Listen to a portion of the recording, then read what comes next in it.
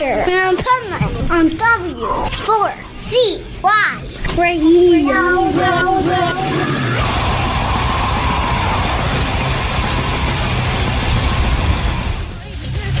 Now has your mind tied up in the ugly stuff knot. You shed your shame like reptile skin, then you shed This is the Pipeman here on the Adventures of Pipeman W4CY Radio, and our next guest has some pretty cool, a cool new song and a cool tour going on that we're going to talk about. So let's welcome to the show, The Fixer. How are you?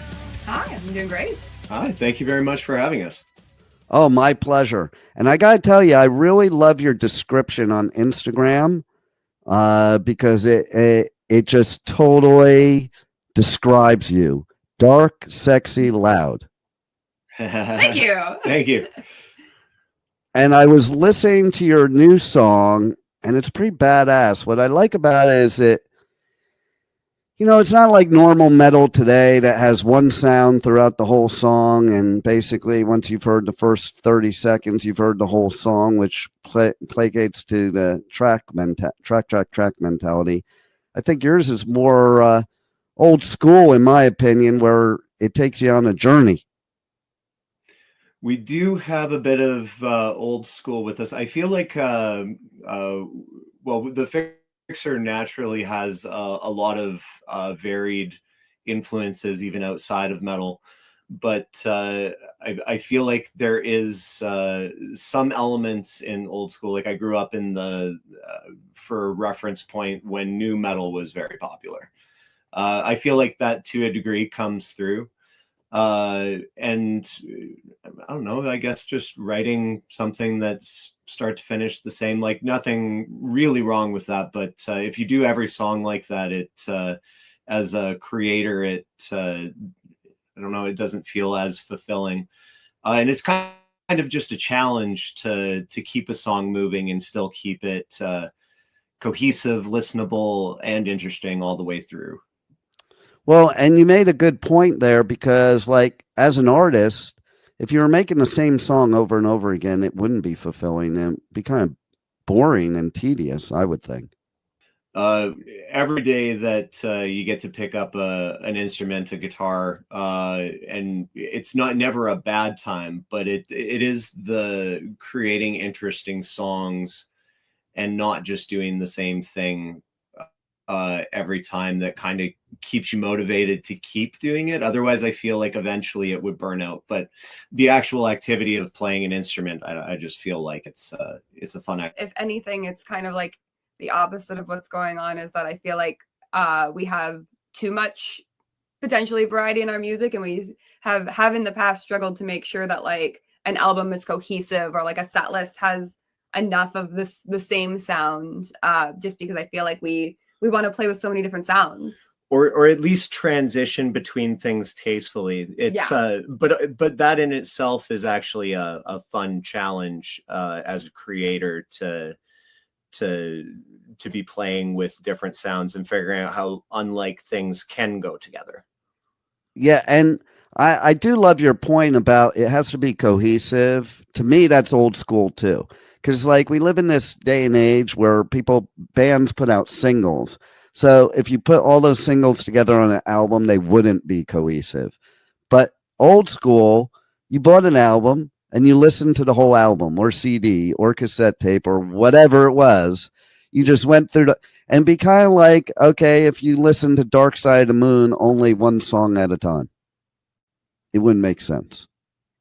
Yes. And that is actually true with our album, Your Lie, where we did have like an overarching lyrical theme through it, even though we do feel like it jumps a fair bit genre wise and even topic wise, but there is, it does connect each song into a general theme for the album. So we do like creating the album experience still.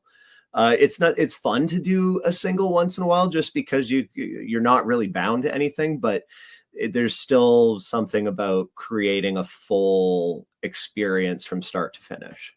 No doubt. And to your point, I like when bands put out a single, but then it's not part of the new album because it doesn't fit with the rest of the album. So they put out singles, but really then they put out an album. Say that again.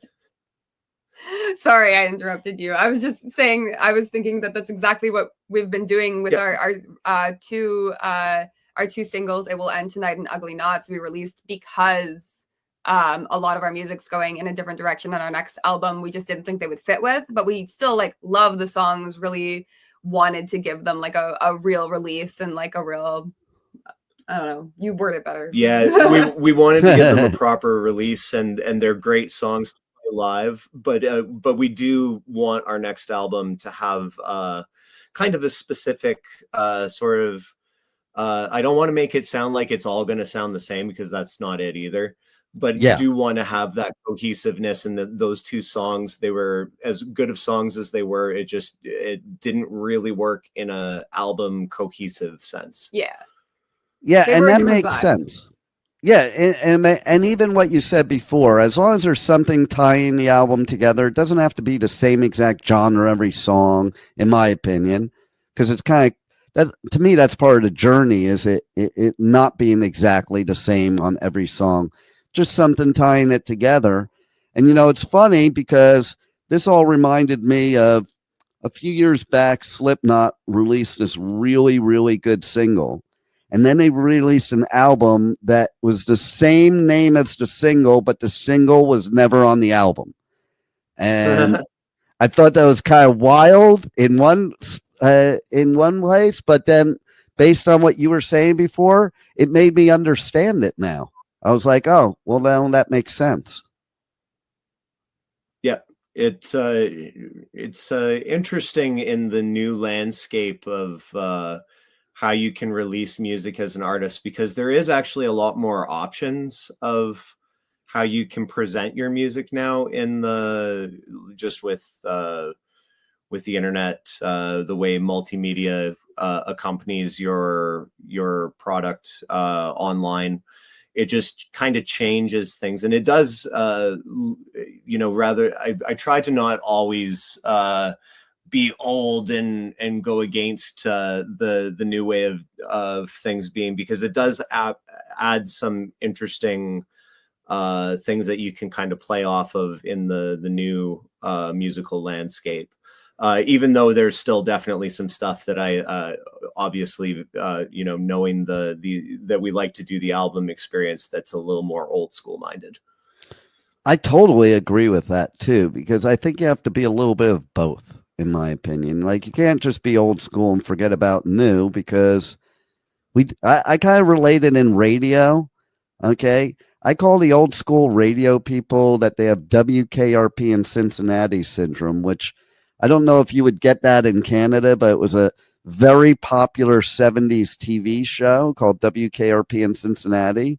And I feel like a lot of the old school terrestrial radio people, they all want to hold on to something that does not exist anymore. And the radio stations are smart, combine a little bit of that old school, but use the new technology and the new school way of doing things.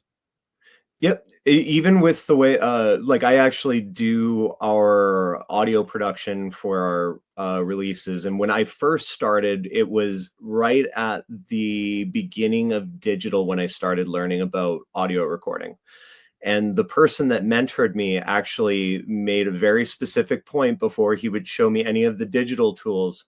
He made me do a few recordings on ADAT tapes. Right. Just to know what the process of recording on the old medium before moving in, to see the progression of how it got to where it is now. And I find that very valuable, even just in a mindset of how to approach thinking about things. Being stuck in where things were isn't helpful, but it's also not helpful to not see why it worked in its time. The new school has a lot to offer, but the old school was great for reasons too. Is that the same person that made me do the same thing with film? It is the same person. That's so funny. Yeah, we have a mentor that we didn't connect through in any way, shape, or form. We just happened to be taught by the same person, him audio and me video. And yeah, That's wild. I learned how to do all the video stuff on like film first. Like before you touch anything digital, learn how to do it on film first. And I really do appreciate those foundations. I feel like they really shape probably the way we both approach the different forms of media. Yeah, it just gives you more ideas in your toolbox to work with. It's learning is it's never a bad thing. Even if it's not something you're going to use all the time, just the perspective it gives you is always positive. I think it's brilliant, actually. And the reason I think so is I think it makes you better at the new school to know the foundation. I kind of equate it to technology nowadays. So I'm somebody, I learned all the programming languages that built the internet and built social media and built computers. And I look at people that have never had that experience, and they think that just technology just works. They don't know what works behind it. And as a perfect example, they all get, like viruses and spyware and all that. I don't even use antivirus or anti-spyware, and I never get either because I understand what to do and what not to do to avoid it. It is like I do because it's like the idea of moving into a new workplace that has a lot of very like specific systems that have like their little quirks. If you weren't there to see how those quirks got into their system that is operating, it's challenging. And the only way you really get that is if you do look back from where you are necessarily starting, getting a bit of history on where you are. It doesn't have to be into the weeds or anything, but having some sense of the history of why things have landed where they have is always a valuable thing to know. Yeah, and I think to your point with the audio production specifically, because I know that better than the video production, but I think it really helps to know that in analog there was a wave and there were mids, whereas digital is chop, chop, chop. So by knowing that, I think you're able to create a better sounding digital sound because you know that you have to compensate for that. Whereas I think people that only know the digital, they don't know that there were mids. I think they just think about, I don't know if that aspect of things always comes to mind for some of the new school people until they've been at it for a really long time. Right. And then even if it's not actually knowing, if you've even just worked recording on older like say on tape, you'll just hear the difference if you critically listen long enough. Yeah, you'll hear those little subtleties. And it's again the biggest thing I think the enemy that a lot of people face now is just the time, the expectation that life has on us. Life moves really fast to try and get all of the actual hands-on experience to get there. I do sympathize with the newer generation that didn't learn these things just ahead of the internet age, because I'm one of the interesting ones where like I grew up without internet, and then partway through my youth it became very prevalent. So I see the benefits and drawbacks from both ways, and it's to me it's a very cool thing. But I definitely don't envy the battle to get the handle on the hands-on that the new school would be facing. Yeah, totally. And it's funny because I remember one time I was telling my youngest daughter, I was like, some days I just want to drive down the road, throw my phone, my computer, my iPad out the window and keep driving. She goes, "Who you came, Dad? You're just as addicted as anybody." And she's right, because I'm a techie. But I said to her, "You're absolutely correct, except I do remember a time when I didn't have all this crap. And it was kind of better in some ways. It was my generation, Gen X, built this stuff to make things easier and have more time in our life. And and it actually worked out the opposite. It in its own way created a little bit of a monster. It's Right? it's one of those interesting things where I look back at it, and the access to learning that I've had through a lot of these tools is incredible, but the amount that it sucks you away from real life is, the other side of the sword. I Right? love the idea of like everything just being on your computer and your computer being in your home and no one expecting you to be able to magically do something right now. But Right? like looking at it as a writer, the abilities that we have now with digital production as a tool for creating, I like, just the possibilities, and the more creative you're thinking about how you're using these tools in your writing can be real door openers. Yeah. It's a lot of it is just like being really critical about how you are using these tools. Are they actually helping you? Yeah. Totally. And I also feel like where the advantage is artists like you nowadays can do things on your own to where you have creative control, instead of having record labels and people like that dictating how you should do your art, because they're the only ones that know how to make it. You know how to create it, but they're the only ones that knew how to produce it. And I think it's great that artists can produce their own music now and not have to be subject to that. So, and this is again coming to the two sides of the sword, because I feel like now a lot of artists have that ability where before maybe it was access to things to fully realize their vision of what they wanted for their music. Now you can realize in a lot of depth with us that use a lot of electronics and synths in our music.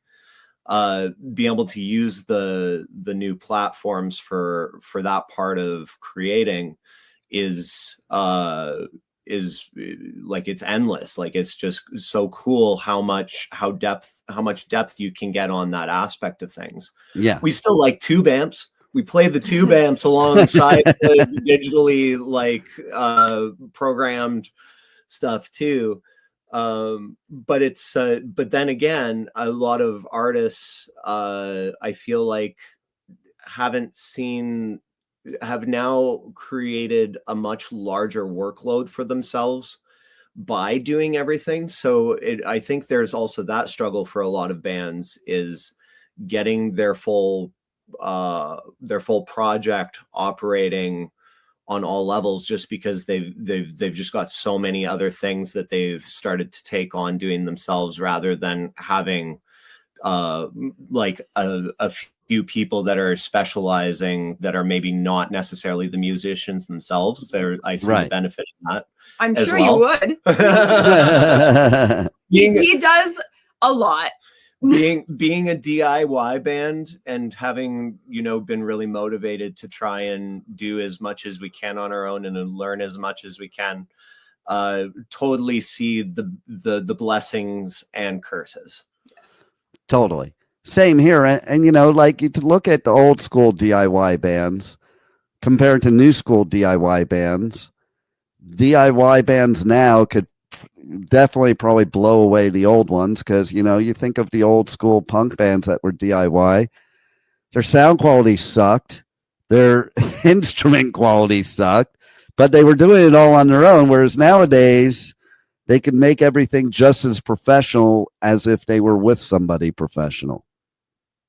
Yeah, the access is a lot better, and the access to the world as well. Like, I don't feel like we would have been able to connect without the globalization of the internet and being able to share our music around the world. And again, seeing the blessings and curses, because I look back at some of those older recordings, like I was talking about it with our tour mates Technosis, about looking at, say, recordings from like just ahead of when digital recording became a thing. And they're doing all of this stuff in the room. They don't have all those bells and whistles. Right. But there is energy. There's that secret artistic sauce of the performance and stuff that I feel like got the extra attention in those days, that isn't always there. There's definitely still recordings that are doing it, and I feel like my favorite recordings are the people that have been marrying the old school with the new school. Totally. And I feel like that's something that we've kind of made like a goal to like try and figure out those things, to not abandon our past and just do new school stuff, and also not be stick in the mud old fogies, and not these new school bands, new school producing approaches, and that like, you know, seeing the benefit that's come from those. Yeah, and then look at like some of these artists that have become huge just by using TikTok. Like those are artists that probably would have never been heard of before, ever, no matter what, you know? So I think that's the benefit. I'm with you. There's two sides and you got to use both. I think that's even what, like the internet age, you know, that I remember when it's first started and all the internet companies, the .coms are like, oh, brick and mortar is going to go away. It's never going to. And who are the companies that are biggest on the internet now are the ones that combined forces with the brick and mortar, not tried to separate themselves. Yeah, we are still real humans. We are still living in a real world. Computers and the digital age, they're tools for us navigating the real world, not to become the existence contained in a box. Totally. Now, you guys are starting a tour tomorrow. My birthday is on the 11th, and you have, I saw on your latest Instagram post about you have a very cool show coming up on my birthday. I wish I could be there for it. Let's talk about the tour and that show right now. So we're very excited to be kicking it off in well, we've actually done 3 shows in Quebec that were last weekend, that were billed as part of the tour. And then tomorrow is the first day that we pick up with our friends in Technosis for the rest of our dates. And we're playing one of the smaller regional towns, just a few hours out from our hometown of Thunder Bay, called Fort Francis, which is super cool. They've been very good to us in the last couple of years. It's a very small place that doesn't get a lot of touring entertainment, so we're super excited to get into to a region that doesn't get a lot of stuff, let alone something as different as us, as different as the Fixer and our tour mates Technosis. I'm also really excited. This is the first time we're going to go to this particular venue. It's called the Pink Parasol Tea Room. And it is, from the pictures, it is exactly what it sounds like. And I just can't wait to be a goth in that space. Yep. That'll be so cool. Like and our show on the 11th, that will be our first time ever playing in Prince Albert, Saskatchewan. We're very excited to be doing what's special about that show is our friends from a rap group, Seven Sinners, from the Paw, Manitoba, are coming out for the show there, and we have a special song that we've collaborated with them that we only get the chance to play twice on tour with them, and that will be one of those shows.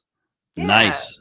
I also just love any show that has a dress up theme. I love like we always dress up and we're always doing some elaborate things or like being over the top. And I love when the audience or audience, I guess, the people going to the show can also express themselves and wear something that's really fun for them. And I just love seeing other people's fashion art as well. We have a spot at home called Definitely Superior Art Gallery that does a couple of like themed multi-arts disciplined events each year, and having played their events over the years with the dress up themes, it's just always so fun to get other people a part of creating art along with the performers.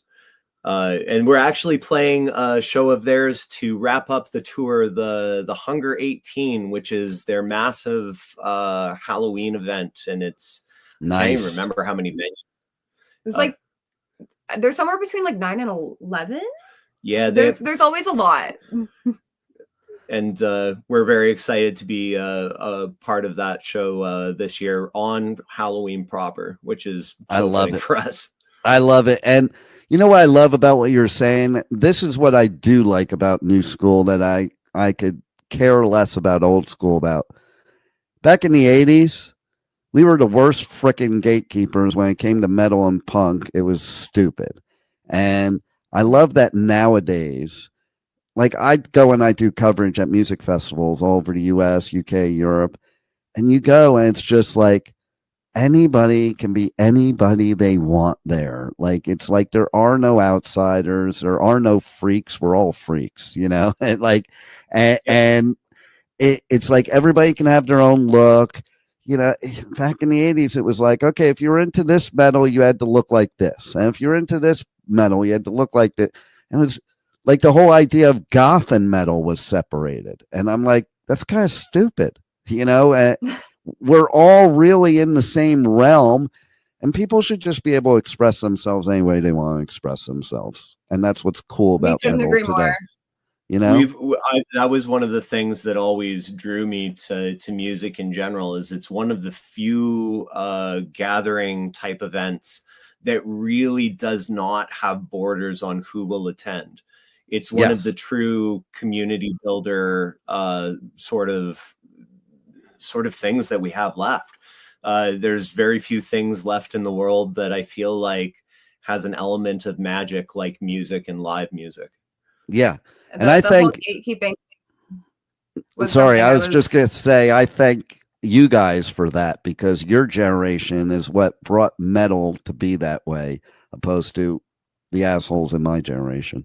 but I actually, my experience too, like I saw the gatekeeping in my younger years, but I also think so fondly of the metalheads, you know, when I was, you know, had been in my first band and was really like at all the shows every weekend or all the weekdays, any all ages shows that there were here, I would be out.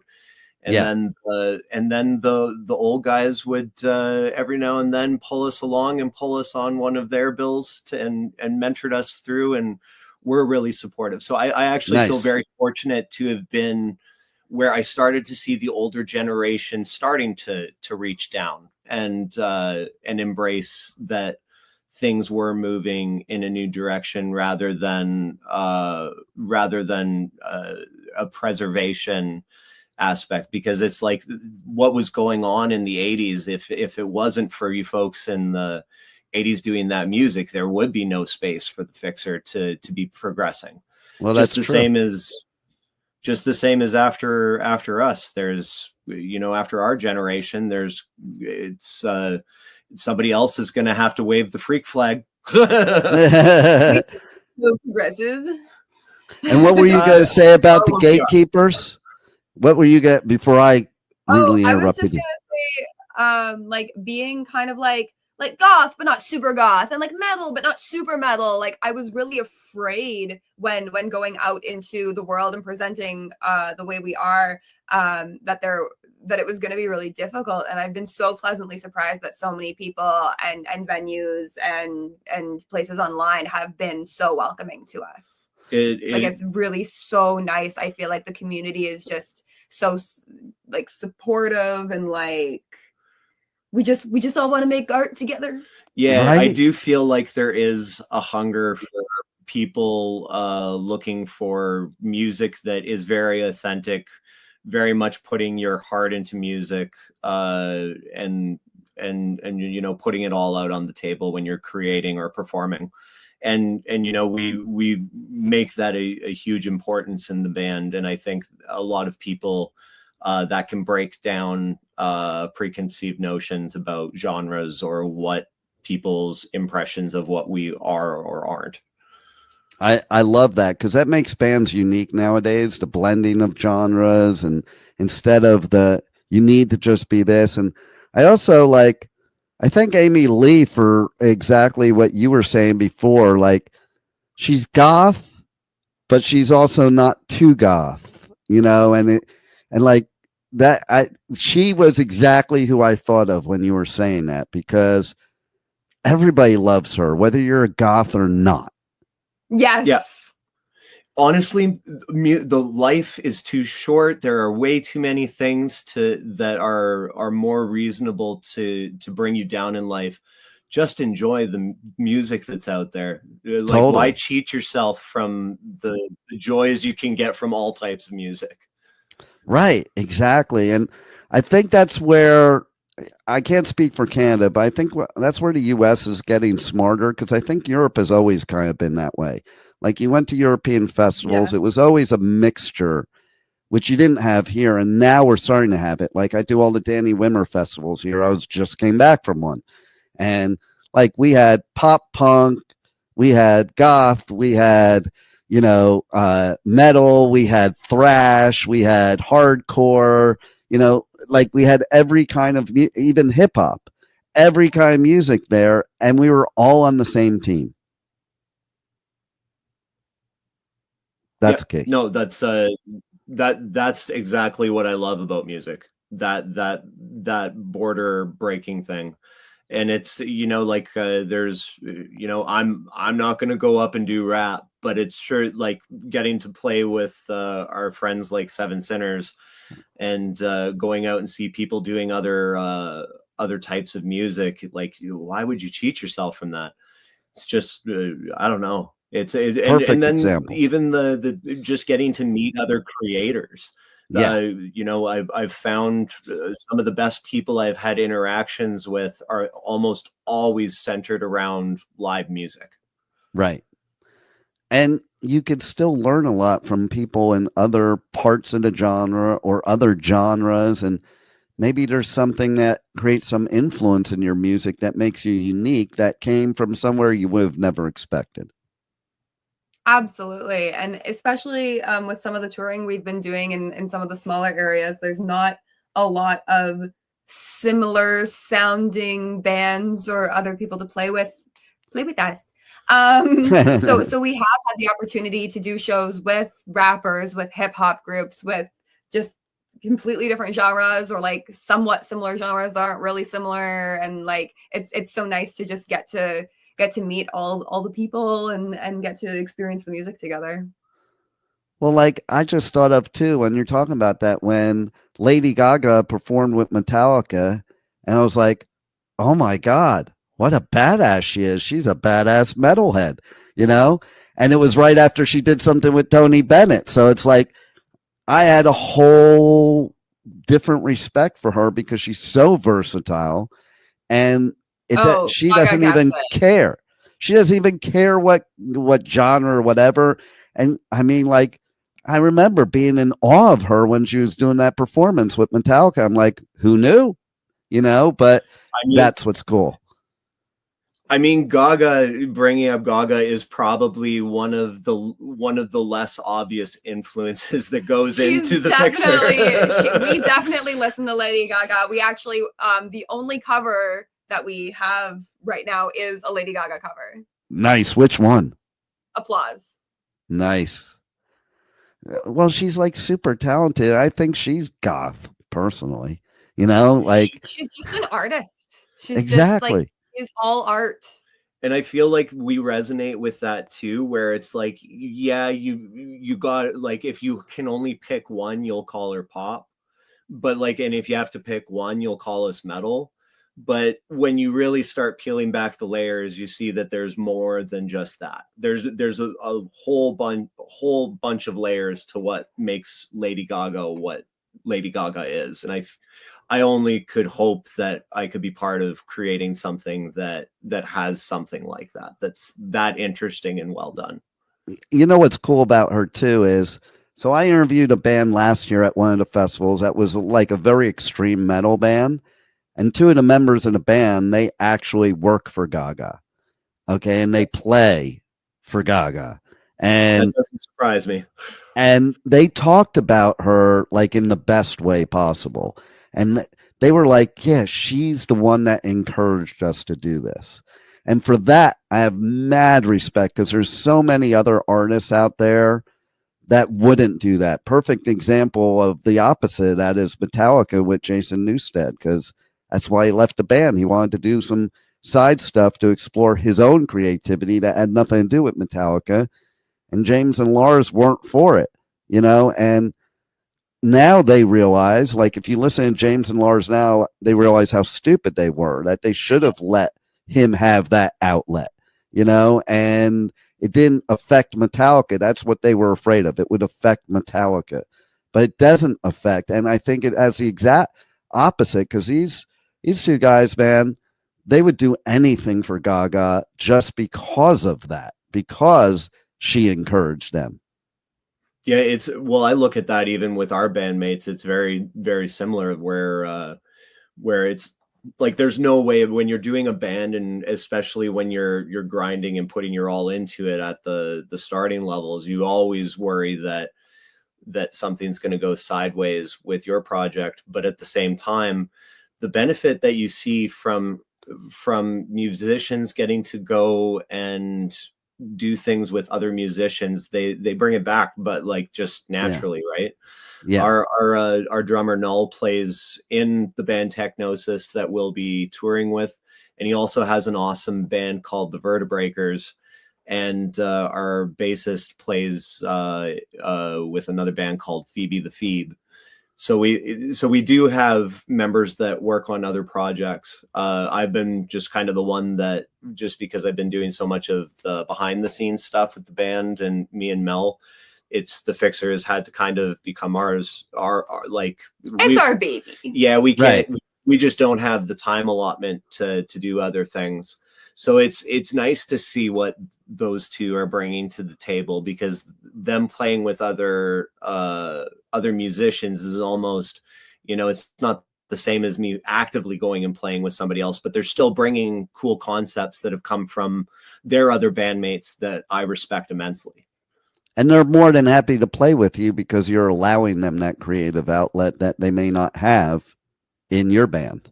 So that's and cool. I've been the multi-band guy, and you know, I know what it's like to have a band lead making it, you know, miserable for you to work on exploring. And and I know how much I appreciated when we just kind of, like, you know, set these things aside, listen to each other, what we wanted and why, and how we made it work, rather than getting hung up on what may not even be an issue. Right. And I think all artists need to experiment and explore, period. I think that's 100% part of being an artist. Yeah. If you can't actively be participating in it, like, it's important to just keep yourself somehow dabbling in other things. Like, to me, when I get to go and say work on recording with another band, doing a recording for them, I feel like that's always such a rewarding experience on multiple levels. It just be able to see somebody else's process. It scratches that itch a little bit where I'm not having multiple projects that I'm working on. No doubt. And how did you guys finally find each other? Because it sounds like, based on what you said earlier, that your universes were bound to collide. You know, you just didn't know it yet. Yeah. We have I was doing a Evanescence tribute. So I was living out my dream of doing some Amy Lee covers. And our drummer at the time saw Melodonna performing the Evanescence covers. And we actually at the same time had started as a tribute group as well. We were doing Rob Zombie tributes, and then later changed to doing a Rammstein tribute with a very small lineup change. So after we had done the two tribute bands, we decided we wanted to start doing some original music and try maybe doing something, you know, that's kind of at least influenced in being the all-encompassing musical project that has some theatrics, has the visuals put with it, on the dark lean, but something in that realm with original music. And our singer from those bands was actually a very gifted lead guitar player. So he had moved into the lead guitar position in the Fixer, and then we started looking for a singer. We did try 2 other people before that were, wonderful people to work with. It just wasn't quite right. But then once we found Mel, it kind of solidified. The band's gone through a lot of changes since then, but the band really kind of really took its shape once Mel and I started working together. Yeah. Now you have your sound. Yeah. And I have to say how brave you are to do Evanescence tributes, because every singer I know is afraid to sing anything Amy Lee. I learned how to sing with Evanescence covers because they were one of the only things that I was interested in doing that my music teachers would let me do because it was close enough to classical. Right. I'm like, she's a classically trained singer. Like, right. Can we do this? Yeah. And I think for those that don't know, like, she is just such an unbelievable talent. That's why I said what I did, because if you can sing her stuff, you can pretty much sing anything, I think.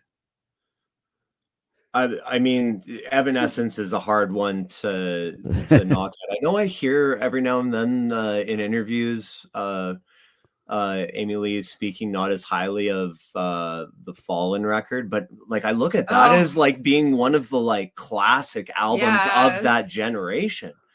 Like it's like to me it's like, but I get it as an artist too. Like as soon as you're creating new stuff, regardless of how other people receive it, you're probably creating that art for a reason. Yeah.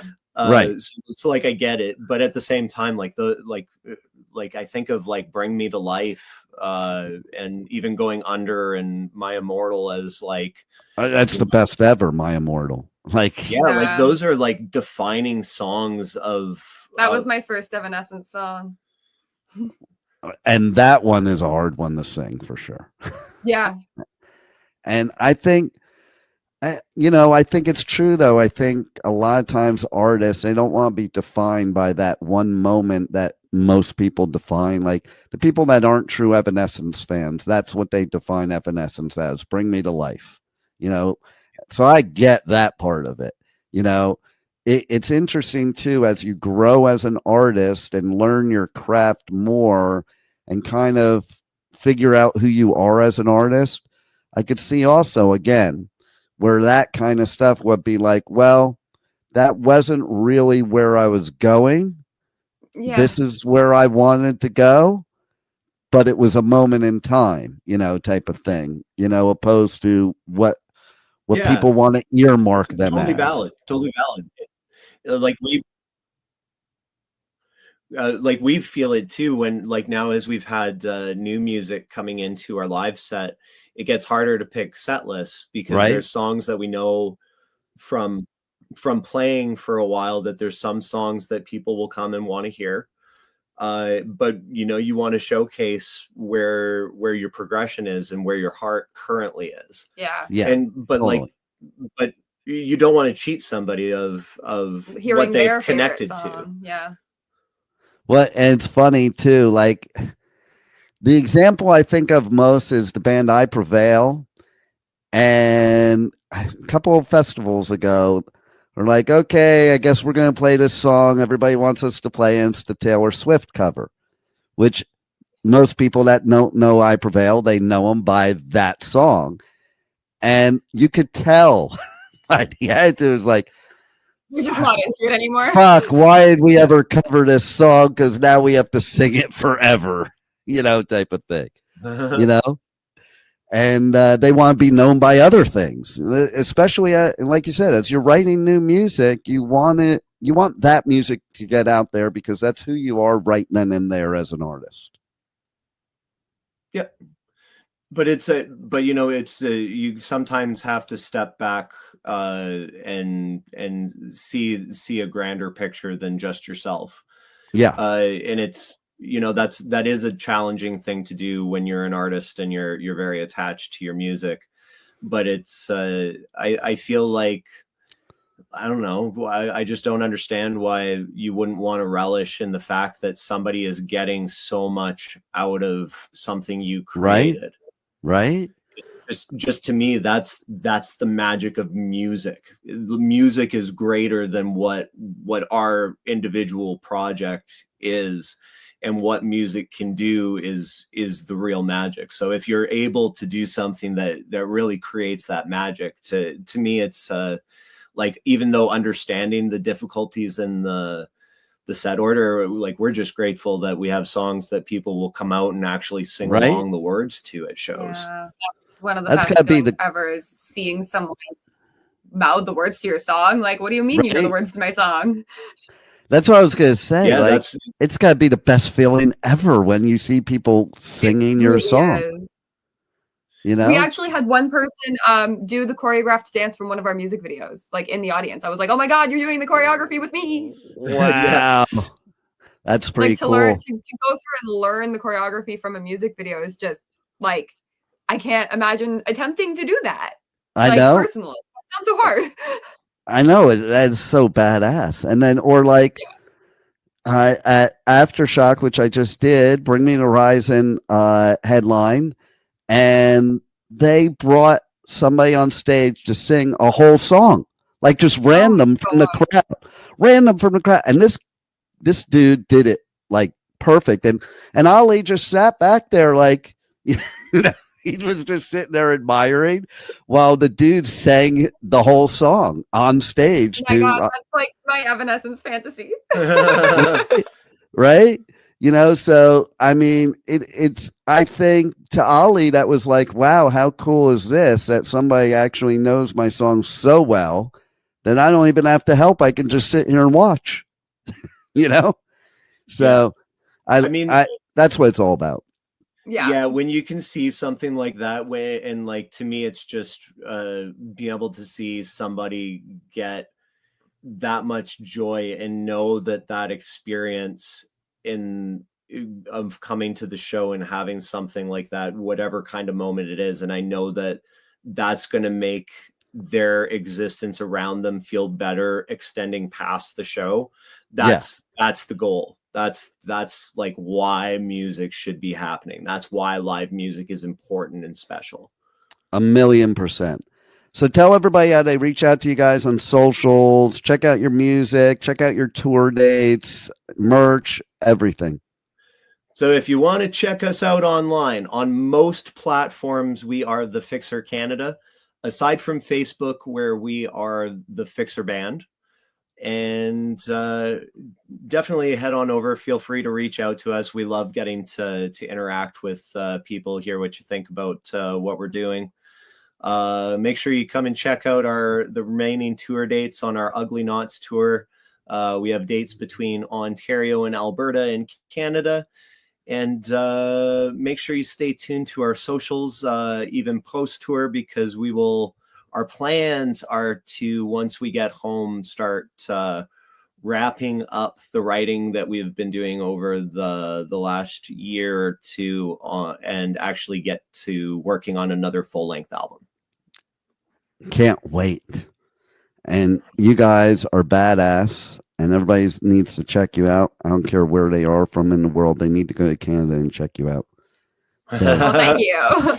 Yeah, we do appreciate that. We have had some love coming from so many different corners of the world. When we first started the band, we wouldn't have dreamed to have had the people reaching out to us as excited about us, you know, whether it be in Europe or South Africa, or, you know, Mexico, even the US, to us being, you know, folks that have been very much like, you know, hanging around in our northern Ontario region for so many years, that our music would actually travel as far as it did. That's way cool. Of course, thank you to you for spending the time talking to us and showing us. My pleasure. And it's appreciated you introducing us to maybe some new listeners that maybe haven't heard of us yet. Absolutely, and they should. Are any of your shows on this upcoming tour near Calgary? I don't remember.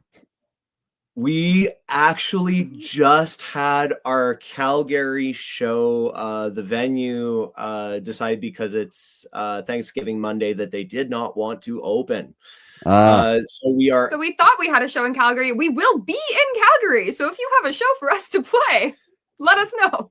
Yeah, I have somebody that is a co-host of mine on my live show. That's where she is. So I'm gonna have her look out for you, but I'm gonna have her go to one of your shows since she represents.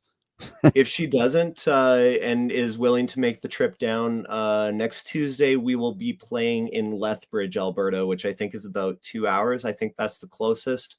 And in Canada, 2 hours is nothing. Exactly. That's just going to lunch. Yeah. We're also playing in Edmonton on the Sunday of the Thanksgiving long weekend, and we're playing with a really awesome band there called Darkened Skies, as well as another really cool band called Ashenmire. Nice. So that show too is totally worth the trip up, even beyond us. I would travel the miles just to go see the two locals from Edmonton. And I know she's gone to shows in Edmonton before, so I'll definitely tell her about that one too. So cool. You guys rock, and thanks for being on the Adventures of Pipeman. Thanks for having us on the Adventures of Pipeman. My pleasure. Thank you for listening to the Adventures of Pipeman on W4CY Radio.